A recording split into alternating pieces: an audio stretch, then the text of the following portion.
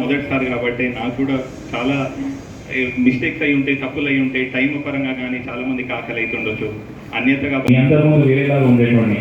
కాబట్టి అట్లాంటి కుటుంబం నుంచి ఆయన వారసత్వం పుచ్చుకున్నాం కాబట్టి అట్లాంటి నిర్ణయాలు ఏమి తీసుకో.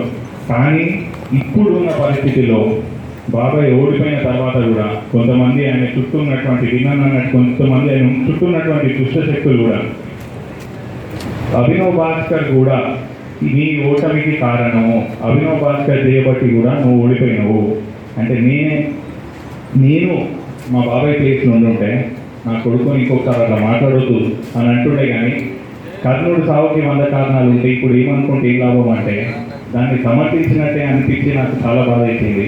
అంటే ఇంత చేసినాక కూడా ఆ అపనింద వద్దు అనుకునే అంత పరకాల టికెట్ వద్దు అనుకున్నాను. కానీ ఆ అపనింద అయినా కానీ నా పైన రుద్దితే దాన్ని వ్యతిరేకించాల్సింది పోయి సమర్థిస్తున్నారు. కాబట్టి ఇక నాకు ఇక్కడ ఎటువంటి విలువ లేదు అని నాకు అనిపించి ఒక బాధతోటి మనసు ఇట్లా నిజంగా కూడా బాధతోటి ఒక నిర్ణయం తీసుకోబోతున్నాను కొద్ది రోజుల్లోనే.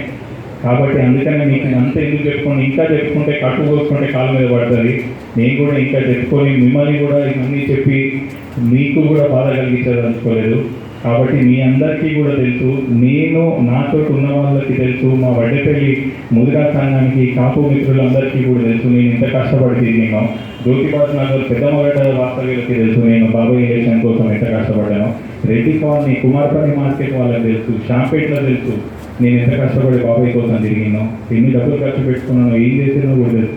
కానీ ఆ గుర్తింపు లేని చోట, ఆ అపనిందలు మోపే చోట నాకు ఉండాలని లేక నాకు మనసికి నేను నిర్ణయం తీసుకోబోతున్నాను. కాబట్టి దయచేసి ఏకీభవించకపోయినా ఆశీర్వదించాలని కోరుకుంటున్నాను. Thank you.